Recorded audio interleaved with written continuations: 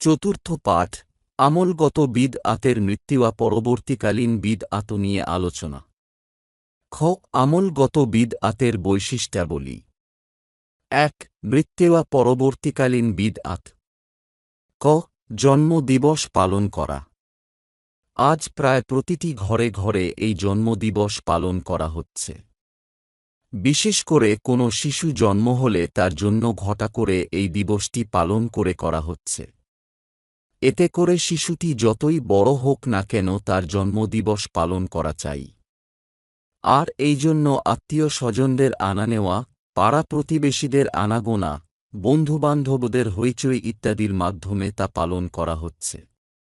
এমনকি মেয়ে শ্বশুর বাড়িতে থাকলে তাকে জোর করে এনে বা জামাইয়ের দ্বারা এনে পিতার বাড়িতে বেশ আনন্দ ফুর্তির মাধ্যমে তা পালন করা হচ্ছে।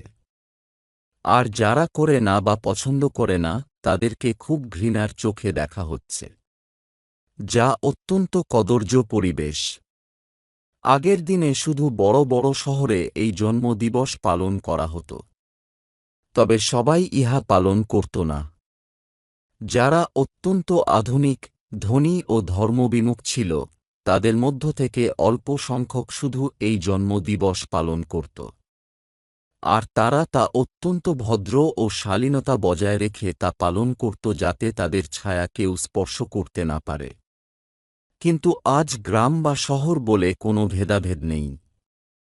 বরং ক্ষেত্র বিশেষে দেখা যায় শহরের চেয়ে গ্রামের লোকরা তা বেশি পালন করছে ও সমাজে নানা অশান্তি বয়ে আনছে। ইসলামী শরীয়তে এই জন্মদিবস পালন করা একেবারেই বিদআত। ইহা বর্তমান মুসলিম সমাজে একটি নতুন সামাজিক রীতি হিসেবে চালু হয়েছে। প্রতিটি মানুষের জন্য তার হায়াত বা জীবন অত্যন্ত মূল্যবান সম্পদ, যা দুনিয়ার কোনো কিছুর সাথে তুলনা করা চলে না।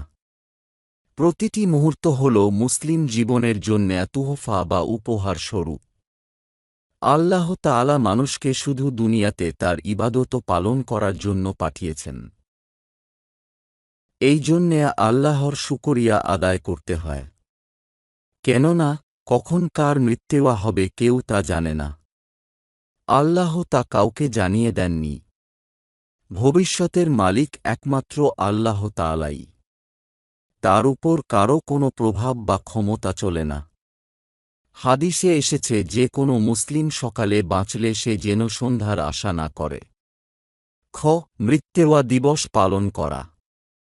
অনেকেই বিশ্বাস করে মৃত ব্যক্তি দুনিয়ার জীবনে ঈমান এবং আমলের দিক হতে যেমন থাকুক না কেন মৃত পরবর্তী জীবনে তার আত্মীয় স্বজনদের দান সৎকা ও আচার অনুষ্ঠান তার মুক্তির জন্য যথেষ্ট। এই কারণে তারা মৃত ব্যক্তির জন্য দিন ধার্য করে, যেমন 3 দিন, 5 দিন, 7 দিন, 30 দিন বা 40 দিন। কিন্তু ইসলামের শিক্ষা হল মানুষের পারলৌকিক জীবনের সফলতা, শান্তি ও মুক্তি নির্ভর করে তার নিজ কর্মের উপর। সে যদি ভালো কাজ করে থাকে তাহলে তার মুক্তি মিলবে, অন্যথায় তার কোনো মুক্তির পথ নেই। তবে হাদিসের বর্ণনা মতে মৃত ব্যক্তি যদি কুফর ও শিরক মুক্ত বিশুদ্ধ ঈমান নিয়ে দুনিয়া হতে বিদায় নিতে পারে, তাহলে জীবিত ব্যক্তিগণ তার জন্য দুয়া প্রার্থনা অথবা জনকল্যাণমূলক কোনো কাজ করলে আল্লাহ মৃত ব্যক্তিকে তা প্রদান করতে পারেন। আরবি ভাষায় ইহাকে ইসালে সোয়াব বা সোয়াব পৌঁছানো বলা হয়। অতএব ব্যক্তিগতভাবে যে কোনো দিন যে কোনো সময় মৃত ব্যক্তির জন্য এই সোয়াব করতে শরীয়তের পক্ষ হতে কোনো বাধা নেই। কিন্তু সমাজবদ্ধ হয়ে দিন ধার্য করে কুলখানি অনুষ্ঠান, উরস, সমাবেশ, মাহফিল, খানাপিনা ইত্যাদির আয়োজন করা শরীয়তে বিদআত, যা থেকে বেঁচে থাকা অপরিহার্য কর্তব্য। গ কবর পাকা করা ও গিলাফ লাগানো। কবর পাকা করা বা বাঁধানোর মধ্যে কোনো রকম ফজিলত বা কবরস্থা ব্যক্তির প্রতি সম্মান প্রদর্শন করা হবে বলে কোনো একটি হাদিসেও বলা হয়নি। হাদিসে কবর পাকা করতে বা গিলাফ লাগাতে নিষেধ আছে। যেমন জাবির ইবনে আবদুল্লাহ রাদিয়াল্লাহু আনহু হতে বর্ণিত আছে, রাসূলুল্লাহ সাল্লাল্লাহু আলাইহি ওয়াসাল্লাম কবর চুনকাম করতে, কবরে বসতে ও কবরকে ঘর বানাতে নিষেধ করেছেন। সহিহ আল মুসলিম ৯৭০। বিভিন্ন হাদিসে জানা যায় রাসূলুল্লাহ সাল্লাল্লাহু আলাইহি ওয়াসাল্লাম কবরের ব্যাপারে ৫টি বিষয়ে নিষেধ করেছেন। ১. কবর চুনকাম করা। ২. কবরের উপর বসা। ৩.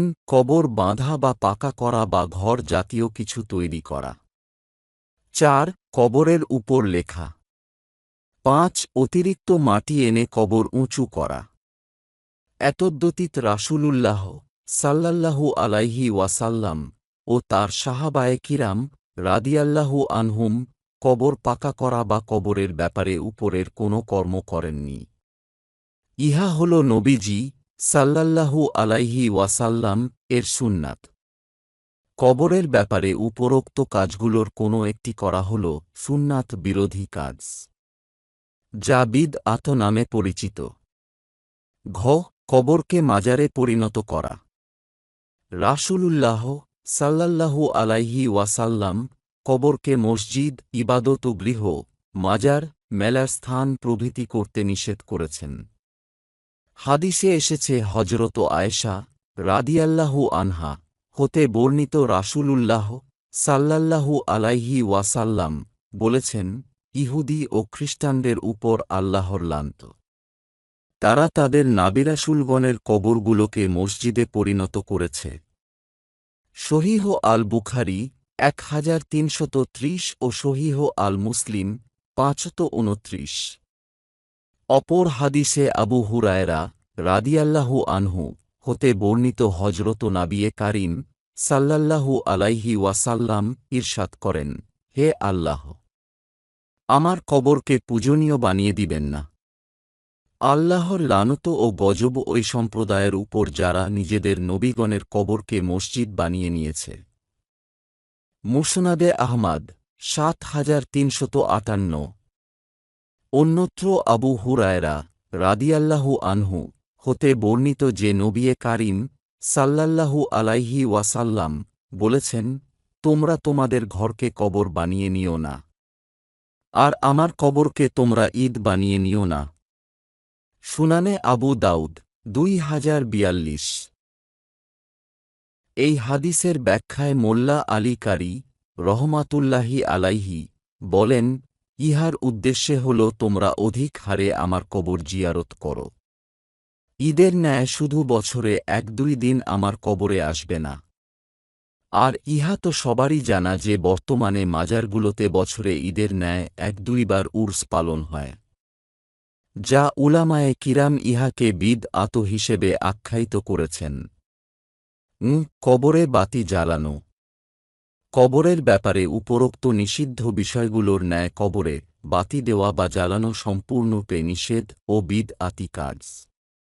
এই সম্পর্কে হজরত আবদুল্লাহ ইবনে আব্বাস রাদিয়াল্লাহু আনহু হতে বর্ণিত আছে যে মহানবী সাল্লাল্লাহু আলাইহি ওয়াসাল্লাম বলেছেন, যে সব মহিলা কবর জিয়ারত করে বেড়ায় রাসূলুল্লাহ সাল্লাল্লাহু আলাইহি ওয়াসাল্লাম তাদেরকে লানত করেছেন। আর যারা কবরের উপর মসজিদ নির্মাণ করে ও কবরে বাতি দেয় তাদেরকেও তিনি লানত করেছেন। সুনানে তিরমিজি ৩২০, সুনানে আবু দাউদ ৩২৩৬, সুনানে আন নাসাই ২০৪৩ ও মুসনাদে আহমদ শরীফ ২০৩০। আরও ইরশাদ হয়েছে, সাবধান! জেনে রাখো, তোমাদের পূর্ববর্তী যুগের জাতিসমূহের মানুষেরা তাদের নবী ও অলিগণের কবরগুলোকে মসজিদ বানিয়ে নিত। তোমরা কখনো কবরকে মসজিদ বানিয়ে নিবে না। নিশ্চয়ই আমি তোমাদেরকে এই কাজ থেকে নিষেধ করছি। সহিহ আল মুসলিম ৫৩২।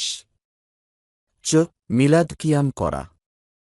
মিলাদ ও কিয়াম হল বসে আলোচনা এবং তারপর দাঁড়িয়ে সমস্বরে হুজুর সাল্লাল্লাহু আলাইহি ওয়াসাল্লাম এর শানে জিকির ও দুআ করা। ইহা প্রতি বছর আরবি মাসের ১২ই রবিউল আওয়াল তারিখে ঘটা করে পালিত হয়। ইহা মহানবী সাল্লাল্লাহু আলাইহি ওয়াসাল্লাম, তার সাহাবায়ে কিরাম রাদিয়াল্লাহু আনহুম ও তার পরবর্তী খায়রুল কুরুনে বা উত্তম যুগে পাওয়া যায় না, বরং আরবি ৬০৪ হিজরিতে তৎকালীন রাজা মুজাফফর উদ্দিন কুকুবুরি একজন নামধারী মৌলভীর দ্বারা ইরাকের মাউসুলে এই মিলাদ মাহফিল উৎসবের প্রচলন ঘটায় ও দিন দিন এতে নিত্যনতুন ভুল আকিদাহ সংযোজন হতে থাকে, যে কারণে উলামায়ে কিরাম মিলাদ মাহফিল ও এই সংক্রান্ত যাবতীয় বিষয়াবলীকে বিদআত বলে আখ্যায়িত করেছেন।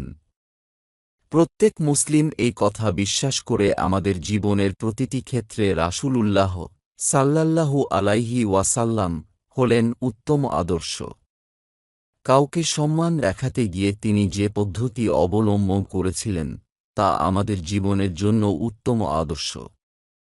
এই সম্পর্কে হযরত আনাস রাদিয়াল্লাহু আনহু বলেন, সাহাবায়ে কিরামের কাছে রাসূলুল্লাহ সাল্লাল্লাহু আলাইহি ওয়াসাল্লাম এর চেয়ে অধিক প্রিয় অর্থাৎ সম্মানী আর কোনো ব্যক্তি ছিল না। এতৎসত্ত্বেও তারা যখন তাকে দেখতেন তখন দাঁড়াতেন না, কারণ তারা জানতেন যে নবীজি সাল্লাল্লাহু আলাইহি ওয়াসাল্লাম এই বিষয়টিকে অপছন্দ করতেন। সুনানে তিরমিজি ২৭৫৪। নামাজের পর সমস্বরে জিকির করা। ইসলামী শরীয়ত যে ইবাদতকে যেভাবে প্রবর্তন করেছে তাকে সেভাবে আদায় করতে হবে। যেমন, যে সকল নামাজে জোরে কিরআত পড়তে হবে তাতে আস্তে পড়ার সুযোগ নেই। আবার যে সকল নামাজে আস্তে কিরআত পড়তে হবে তাতে জোরে পড়ার সুযোগ নেই। অনুরূপভাবে ফরজ নামাজের পর বেশ কিছু দুআ জিকির আছে। এগুলো সবই ব্যক্তিগতভাবে নিম্নস্বরে আদায়যোগ্য। ইহার বিপরীত করলে তা বিদআত হবে। উম্মতের অজ্ঞতার ফলে এই ধরনের আরও বহু বিদআত আজ আমাদের সমাজে ছড়িয়ে পড়েছে। যেমন আজানের পূর্বে দুরূদ পাঠ করা, ঈদের নামাজের পর মুসাফাহা মোনাকা করা, কবরে আজান দেওয়া, জানাজার নামাজের পর হাত তুলে দুআ করাকে আবশ্যক মনে করা, জানাজার সাথে উচ্চস্বরে জিকির কালিমা বা কুরআন পাঠ করে চলতে থাকা, আজান ও ইকামতের সময় আঙ্গুলে চুমু খাওয়া, কুরআন শরীফ পাঠের পর তাতে চুমু খাওয়া, শবে বরাতে বিশেষ পদ্ধতির বিশেষ নামাজ আদায় করা, ফরজ নামাজের পর দুআ করাকে আবশ্যক মনে করা ইত্যাদি।